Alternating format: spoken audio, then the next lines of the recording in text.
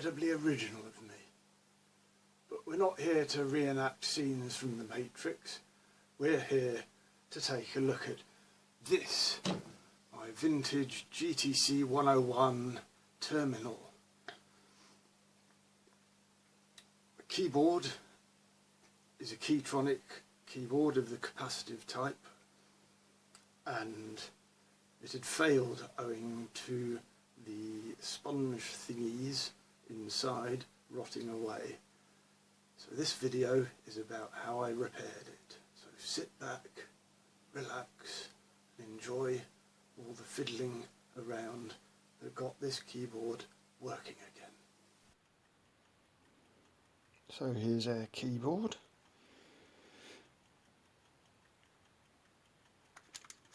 Underneath got a PCB with a bunch of contacts or plates, and on the underside of the keyboard itself, attached to the keys, if this thing's going to bother focusing, you going to focus? Well done, well done. Got these foam pads with the remains of some metallized film on the top. The metallizing is mostly rotted away, and the foam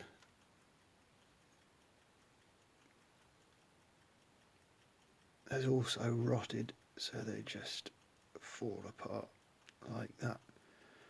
So we're going to make some new ones of them. You can see I've already done some new ones. These ones here, and they work very well. So, first thing to do is to pop out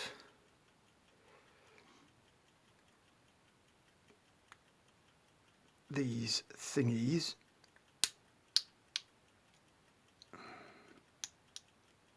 There goes one.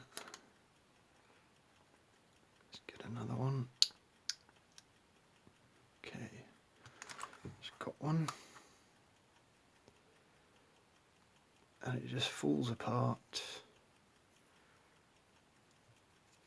Let's get rid of the old foam, and you're left with this plastic base thingy here, which we will be keeping and using as the new base.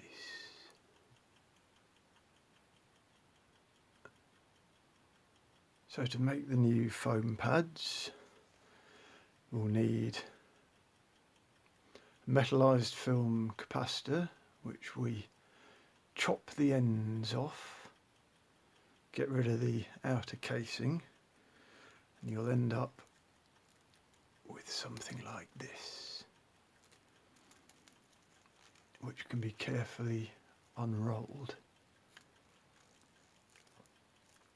It's in two layers.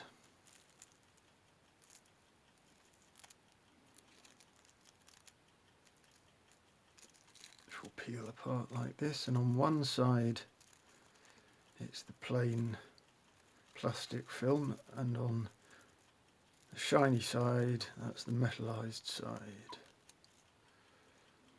And then we'll need some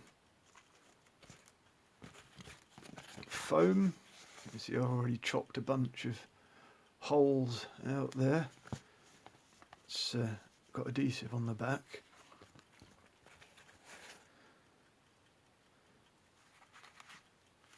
So we're just going to put that there. I've just scored through. I'm going to peel off that strip of backing. I'm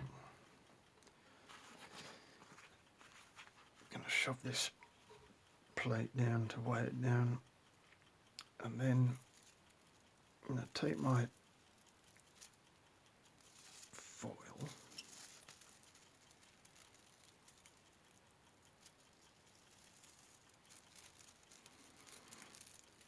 bit fiddly this, and I'm going to stick it metallized side down.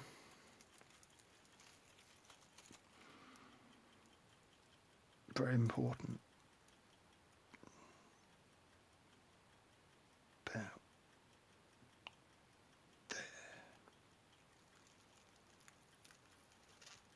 That'll be okay.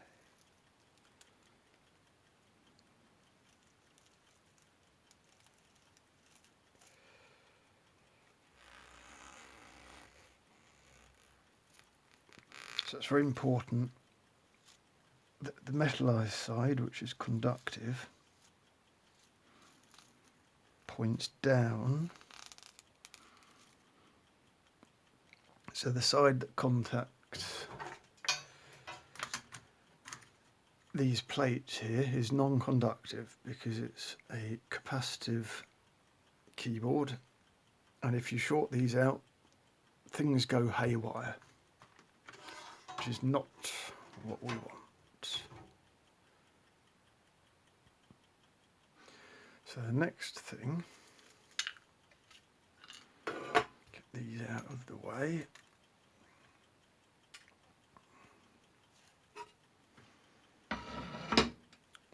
I've made up this punch of the right size, just out of an old bit of steel tube, and it's sharpened at the end so we can punch out some holes. So I just put a piece of cardboard there. I'll do it this way up.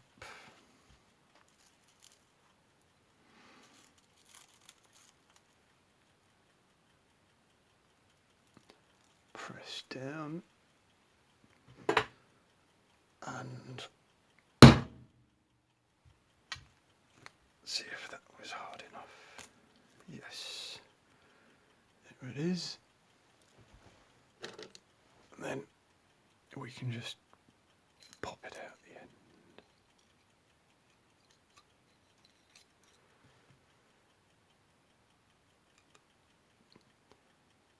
Magic. So I'm going to focus. Yeah. You can see what we've got. And then all we need to do is glue that onto the old disky thing here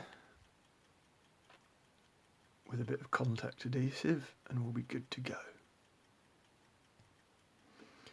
So I've got a bit of contact adhesive in here, get a bit on there. Let's have a look. Put it on the same side as the remains of the old adhesive. Don't need to clean the old adhesive off. Take that, plonk it lightly down.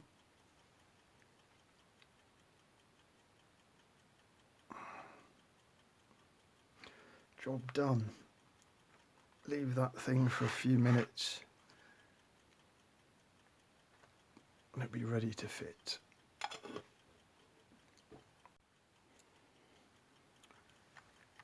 So now all we need to do is to clip this thing back into place. Let's choose this position here. Let's press the key from the other side and let's push down.